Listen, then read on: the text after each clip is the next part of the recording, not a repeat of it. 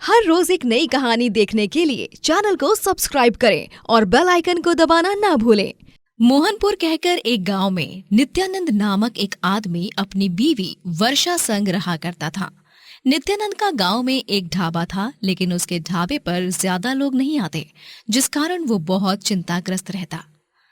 अब हमारे गांव में रहते ही कितने लोग हैं जो हम ज्यादा ग्राहकों के आने की आशा करें, और ऊपर से आपने ढाबा भी ऐसी जगह खोला है जहां आसपास इतने घर भी नहीं हैं और गांववासी इस तरफ ज्यादा आते भी नहीं। मुझे पहले ही तुम्हारी बात मान लेनी चाहिए थी वर्षा। अब मैं इस ढाबा को खरीद कर फंस गया हूं, लेकिन नहीं, मैं इतनी जल्दी हिम्मत नहीं हारूंगा। कोई ना कोई उपाय तो ढूंढ ही निकालूंगा अपने ढाबे को आगे बढ़ाने के लिए। नित्यानंद निरंतर हिम्मत जुटाता रहता। वो अपने ढाबे के पोस्टर्स और पैम्फलेट भी छपवाता और गांव में बांटता है, लेकिन उसके बावजूद भी उसके ढाबे पर बस इक्का दुक्का लोग ही आते। नित्यानंद को अब बहुत ज्यादा नुकसान होने लगता है, जिससे वर्षा भी परेशान हो जाती है। नित्यानंद जी, मैं आपको कह रही हूँ ना, इस ढाबे को बेच दीजिए और कोई नया काम शुरू कीजिए, क्योंकि हम यूं ही अच्छे दिनों का इंतजार करते करते उम्मीद लगाए बैठे रहेंगे तो और डूब जाएंगे। हाँ वर्षा, शायद तुम सही ही कह रही हो। अब तो मुझे भी नहीं लगता कि मेरे ढाबे का कुछ भविष्य हो सकता है। मेरे अरमानों पर पानी फिर गया। नित्यानंद एक आदमी को अपना ढाबा बेच देता है और अब वो घर पर ही रहने लगता है। मैं तो कहती हूँ अभी कोई छोटी मोटी नौकरी ही कर लीजिए, उसी में पैसा है। अब खुद का बिजनेस डालने के बारे में बाद में सोचना। हाँ वर्षा, मैं कल से ही नई नौकरी की तलाश शुरू करूंगा। ऊपर वाले की दया से मुझे कोई अच्छे वेतन वाली नौकरी मिल जाए बस। अगले दिन से नित्यानंद नौकरी ढूंढने निकल पड़ता है। आधा दिन बीत जाता है, लेकिन जहां जहां वो जा चुका था, सभी ने उसे नौकरी देने से इनकार कर दिया था। जब उसे भूख लगती है, तभी वो एक ढाबे में जाकर पाव भाजी खाता है। उस समय वहां पर एक आदमी उस ढाबे के मालिक से बात कर रहा होता है। जी जी हाँ महेश्वरी साहब, मैं तो सोच रहा हूं कि अब एक हाईवे ढाबा खोलूं। अरे हाँ, ये तो एकदम बेस्ट आइडिया है। हाईवे पर सफर करने वाले लोग रुक कर खाना खाने आएंगे। गांव में तो वैसे भी इतने लोग नहीं हैं, लेकिन हाईवे पर तो बहुत अच्छे से कमाई होगी। उन दोनों की बातचीत सुनकर नित्यानंद के दिमाग में भी ये ख्याल आता है। अरे वाह, ये तो सच में बहुत ही अच्छा विचार है। क्यों ना मैं भी एक हाईवे ढाबा खोल लूं। मैं घर जाकर वर्षा से इस बारे में बात करता हूँ।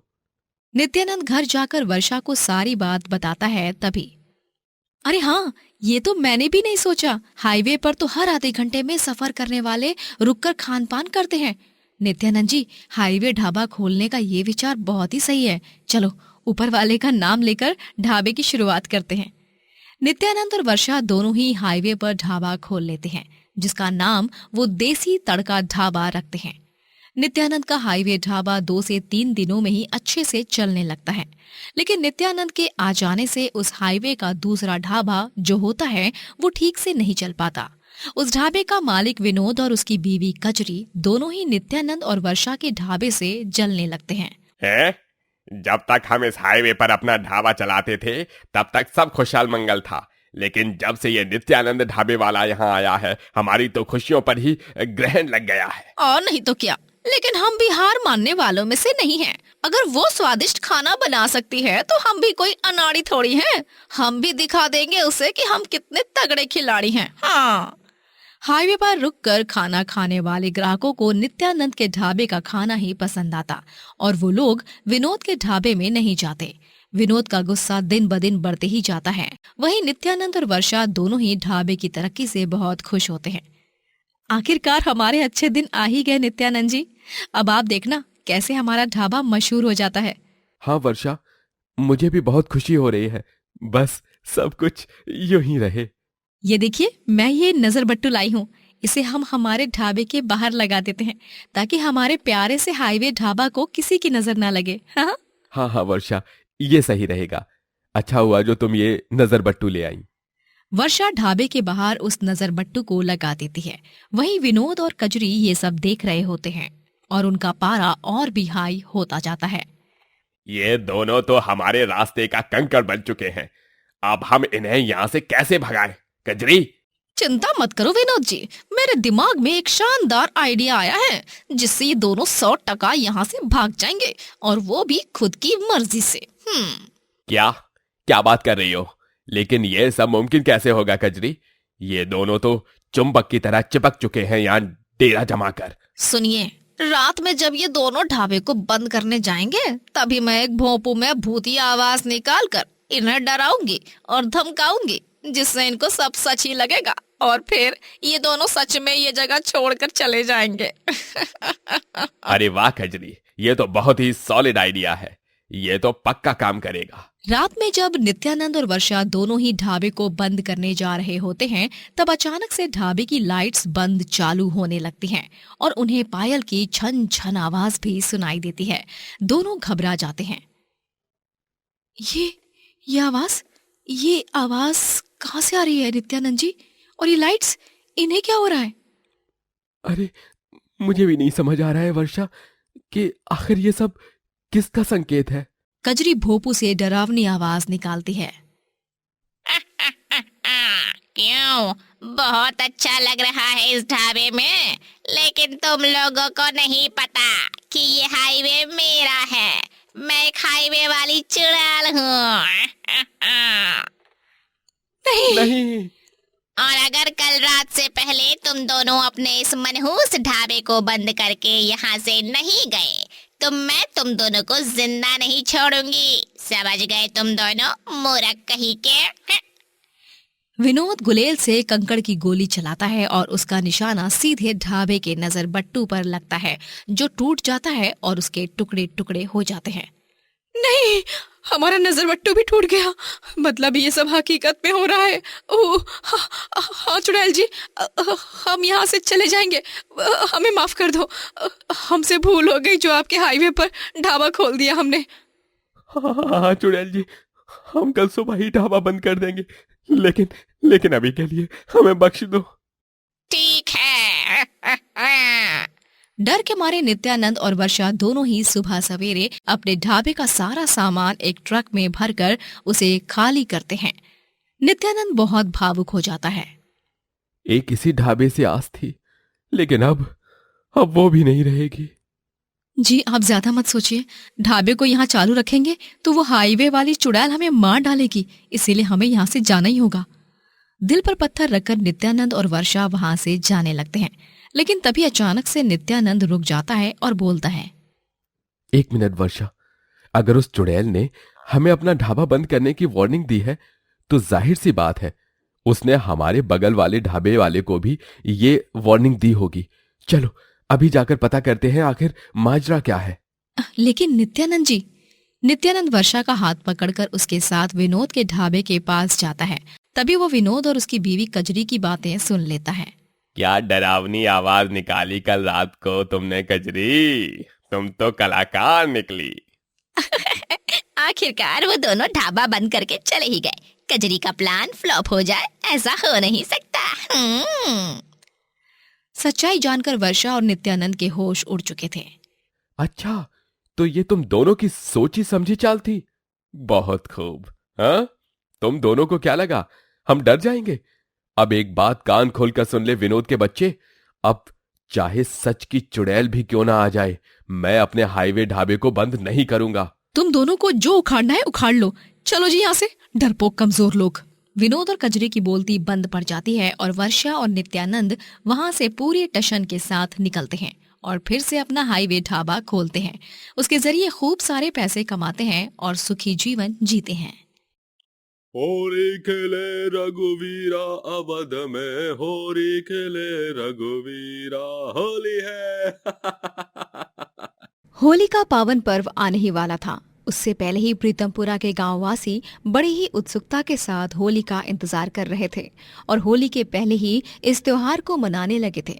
लेकिन उन सबसे भी ज्यादा उत्सुक था मनीलाल। ना, त्योहार के लिए नहीं, बल्कि अपने आने वाली संतान की खुशी में। मनीलाल को 2 बेटियां थीं, 17 साल की मिंटी, 10 साल की अक्षु। अब फिर से उसकी बीवी जमुना गर्भवती थी और उसके डिलीवरी का समय आ चुका था।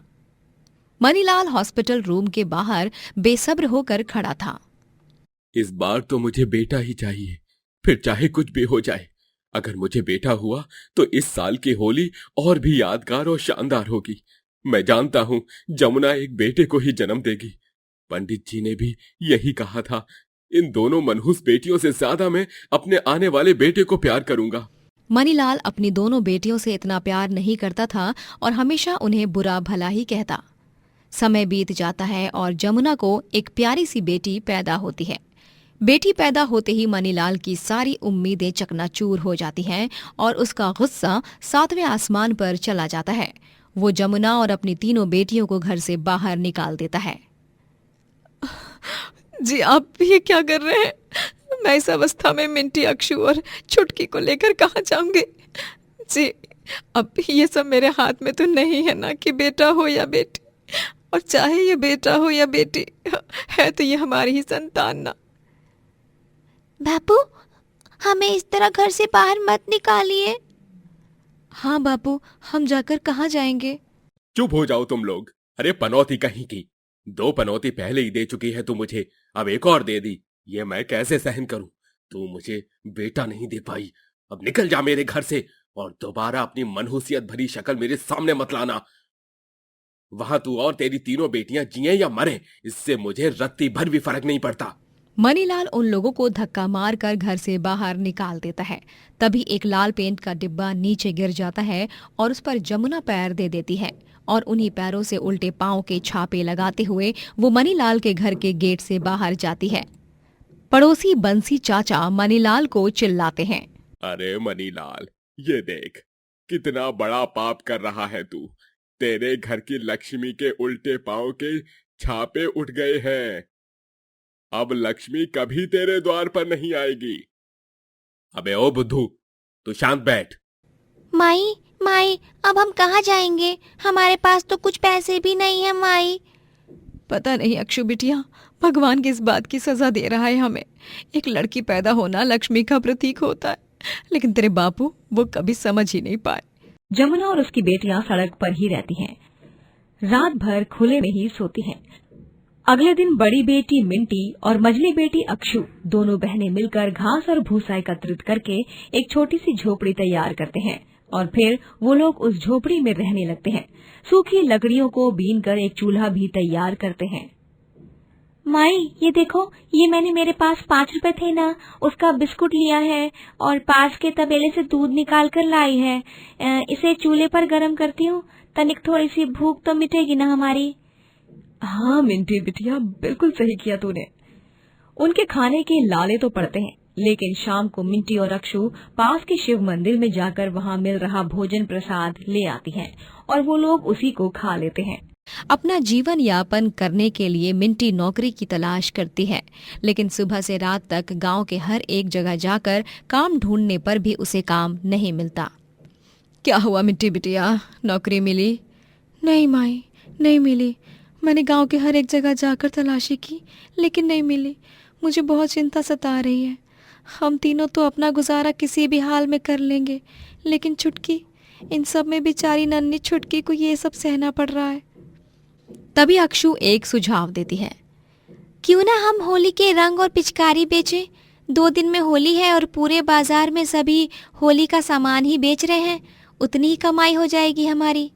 हाँ अक्षु, ये बात तो तूने बिल्कुल ही सही कही है।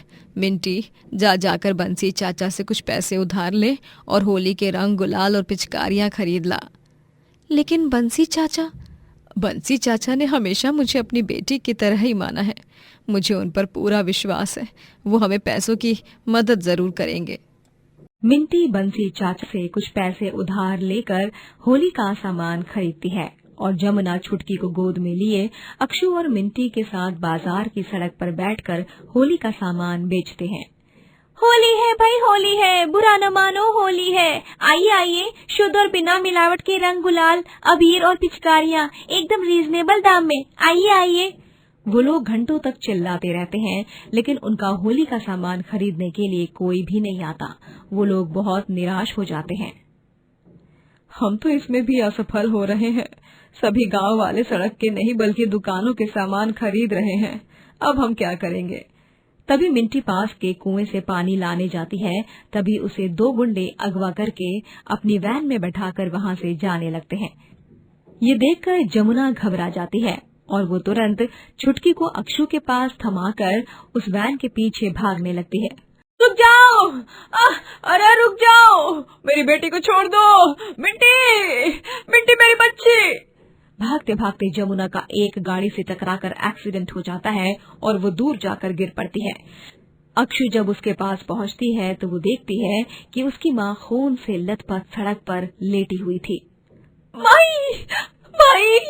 माई उठो ना माई! माई आंखें खोलो माई! अरे बाप रे, तुम्हारी माई का तो बहुत खून बह चुका है, इन्हें फौरन हॉस्पिटल ले चलो। अरे हाँ हाँ, चलो चलो। गांव वाले मदद करते हैं और जमुना को अस्पताल ले जाया जाता है। अक्षु अपनी छोटी बहन छुटकी को गोद में लिए रो रही थी। तभी डॉक्टर आकर उससे कहते हैं, बिटिया, तुम्हारी माँ को मेजर इंजरीज हुई हैं। अगर समय रहते उनका इलाज नहीं किया तो उनकी जान जोखिम में भी जा सकती है। इसलिए तुम्हें जल्द से जल्द 1 लाख रुपए का इंतजाम करना होगा, वो भी 24 घंटों के अंदर। कल होली है, फिर भी हम तुम्हारी माँ का ऑपरेशन करेंगे, अगर तुम पैसे समय से लाओगी तभी। 1 लाख रुपए मैं कहाँ से लाऊंगी? ठीक है डॉक्टर साहब, मैं आपको पैसे का इंतजाम कर लूंगी। अक्षु काफी चिंताग्रस्त होती है और वो बहुत से लोगों से पैसों की मदद मांगती है, लेकिन कोई उसकी मदद नहीं करता।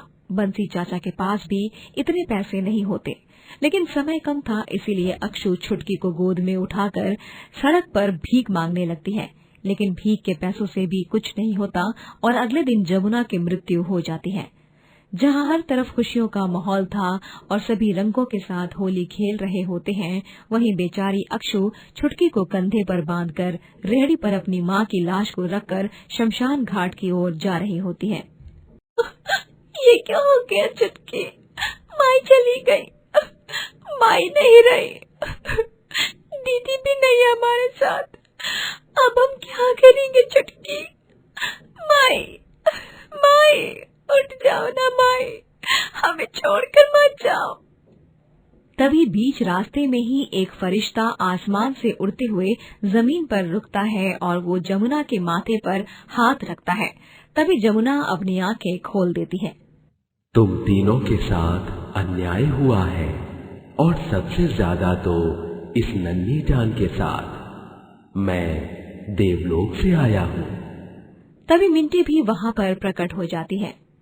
ये सब कैसे हो रहा है अचानक से? माई, माई आप जिंदा हो गई। ये दीदी, धन्यवाद फरिश्ते जी, धन्यवाद। यही तो है भगवान की लीला।